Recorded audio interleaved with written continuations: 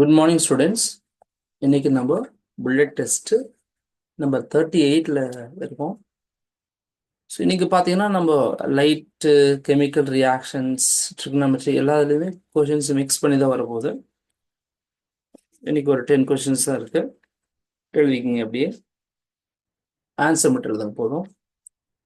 First question பார்த்தீங்கன்னா, right the mirror formula. Right the mirror formula. Second question, அந்த mirror ஃபார்முலாவை rewrite பண்ணி நம்ம இமேஜ் டிஸ்டன்ஸ்க்கு மட்டும் என்ன பண்ணுவோம், ஒரு ஃபார்முலா உருவாக்கும் இல்லைங்களா? அந்த மாதிரி இமேஜ் டிஸ்டன்ஸ் வீக்கான ஃபார்முலா என்ன? மிரர் ஃபார்முலா எழுதி அதுலேருந்து என்ன பண்ணுங்க, அதை ரீஅரேஞ்ச் பண்ணி நீங்கள் வீக்கான ஃபார்முலா உருவாக்க முடியும். அப்போ வியோட ஃபார்முலா என்னவா இருக்கும்?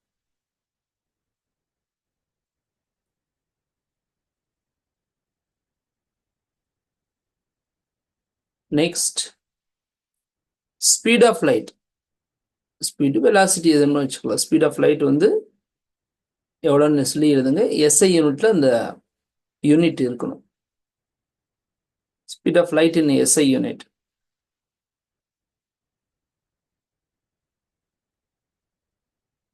Next question number 4. நம்ம ஃபோக்கல் லென்த்னு சொல்லிட்டு படிச்சிருப்போம், மிரருக்கு படிச்சிருப்போம். கான்கேவ் மிரர், கான்வெக்ஸ் மிரர், அதே போல கான்வெக்ஸ் லென்ஸ், கான்கேவ் லென்ஸ்லாம் படித்தோம். இப்போ focal length of glass slab, rectangular glass slab பார்த்தோம் இல்லைங்களா? அந்த ரெக்டாங்குலர் கிளாஸ் லேபுக்கு ஃபோக்கல் லென்த்னு இருந்தால் எவ்வளவு இருக்கும்? அது ஒரு ஸ்டாண்டர்டான வேல்யூ. யோசிச்சு எழுதுங்க பார்க்கலாம். So fourth question, focal length of the rectangular glass slab is dash. Next question number 5. Write any one use of convex lens and concave lens.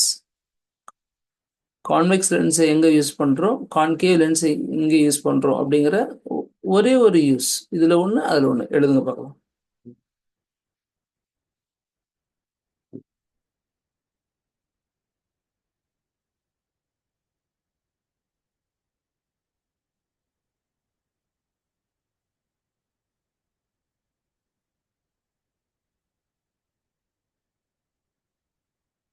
நம்ம நெக்ஸ்ட் 6th கொஸ்டின்.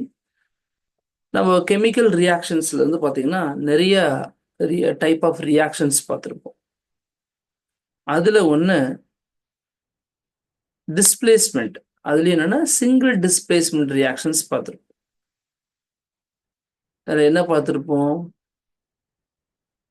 ஒரு மோர் ரியாக்டிவ் எலிமெண்ட் என்ன பண்ணும் அப்படின்னா less reactive element என்ன பண்ணும், displays பண்ணிடும். அதுக்கு எக்ஸாம்பிள்லாம் சொன்னேன் நான். சிங்கம், புலி இதெல்லாம் எடுத்துக்கிட்டிங்கன்னா என்ன பண்ணுது, இது ரொம்ப வலு குறைந்த அனிமல்ஸ் கிட்ட இருந்து என்ன பண்ணும், அது அந்த உணவை பறிச்சுக்கும் அப்படின்னு மாதிரிலாம் ஒரு எக்ஸாம்பிள் சொன்னேன். அந்த ஞாபகம் வச்சுட்டிங்களா? இப்போ இந்த சிங்கிள் டிஸ்பிளேஸ்மெண்ட் ரியாக்ஷனுக்கு ஒரு எக்ஸாம்பிள், ஒரு ஈக்குவேஷன் மட்டும் எழுதினா போதும். ஏதாவது ஒரு ஈக்குவேஷன், அதுக்கு எக்ஸாம்பிள் சிங்கிள் டிஸ்பிளேஸ்மெண்ட்டுக்கு. இதுதான் கொஸ்டின் நம்பர் 6.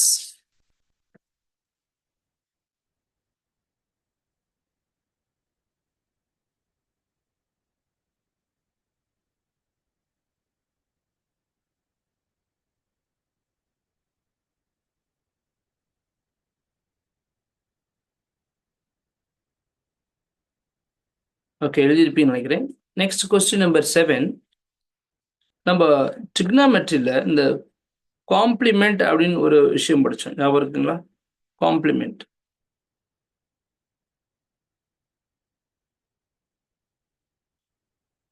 அதாவது ட்ரிக்னாமெட்ரிக் ரேஷியோஸ் ஆஃப் காம்ப்ளிமெண்ட்ரி ஆங்கிள்ஸ்னு சொல்லி படிச்சிருப்போம். sin 90 minus theta, cos 90 minus theta, tan 90 minus theta, secant 90 minus theta அதெல்லாம் படிச்சிருப்பீங்க. அதில் sin 90 minus thetaனா எதுக்கு ஈக்குவலாக இருக்கும்? sin 90 minus theta எதுக்கு ஈக்குவலாக இருக்கும்? இதுதான் question number 7.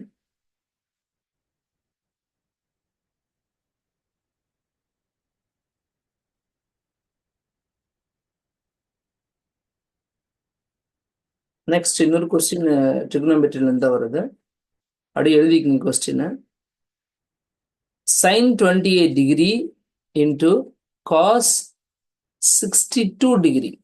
Sin 28 degree into cos 62 degree plus sin square 62 degree. புரியுதுங்களா? sin 28 degree into cos 62 degree plus sin square 60 degree is equal to என்ன வரும்?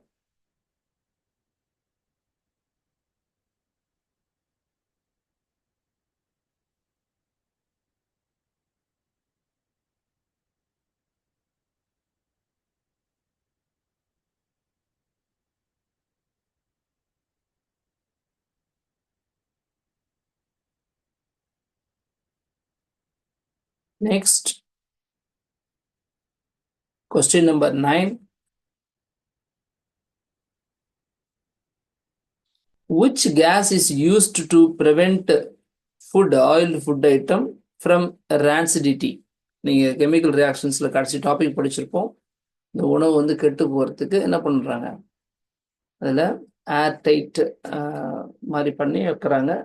அல்லது கூட என்ன பண்ணுறாங்க, இந்த புஷ்ன்னு சொல்லிட்டு நிறைய சிப்ஸ் பாக்கெட்லாம் சில இதெல்லாம் பார்த்தீங்கன்னா புஷ்ஷுன்னு நல்லாயிருக்கும். அதில் காரணம் அதில் ஒரு கேஸ் ஆட் பண்ணி வச்சுருக்காங்க. அதனால அது கெட்டு போகாமல் இருக்குது. அதாவது அந்த ஆக்சிடேஷன் ஆகாமல் வச்சிருக்குது. அப்போ அதுக்கு எந்த கேஸ் வந்து ஹெல்ப் பண்ணுது? அந்த பேக்கெட்டில் எந்த கேஸை ஃபில் பண்ணுறாங்க? இது question number 9. Next question number 10. What is the color of silver when getting oxidized? அந்த சில்வர் வந்து நான் கிளாஸில் கூட காமிச்சேன். அந்த வெள்ளி குங்கும சிமிழ் காட்டினேன், அது என்ன கலர் மாறுச்சு அப்படின்னு சொல்லிட்டு. ஸோ அந்த கலர் மட்டும் எழுதுங்க. சில்வர் வந்து ஆக்சிடைஸ் ஆகும்போது என்ன கலர் மாறும்? அவ்வளோதான், 10 கொஸ்டின்ஸ் முடிஞ்சிருச்சு. உடனே ஃபோட்டோ எடுத்து அனுப்பிச்சிருங்க. இந்த டெஸ்ட் உங்களுக்கு பிடிச்சிருந்துச்சு அப்படின்னா லைக் பண்ணுங்கள், ஷேர் பண்ணுங்கள். சேனல் எதுவும் சப்ஸ்கிரைப் பண்ணாமல் இருந்தால் பண்ணிடுங்க. இதே போல் நம்ம ஒவ்வொரு கிளாஸ்க்கும், இப்போ ஃபவுண்டேஷனுக்காகட்டும், கிளாஸ் 10க்காகட்டும், கிளாஸ் 11, 12 எல்லாத்துக்குமே ஒரு தனித்தனி சேனல் இருக்குது. அதையும் வந்து பாருங்கள். உங்கள் ஃப்ரெண்ட்ஸுக்கு யாருக்காவது தேவைன்னா ஷேர் பண்ணுங்கள்.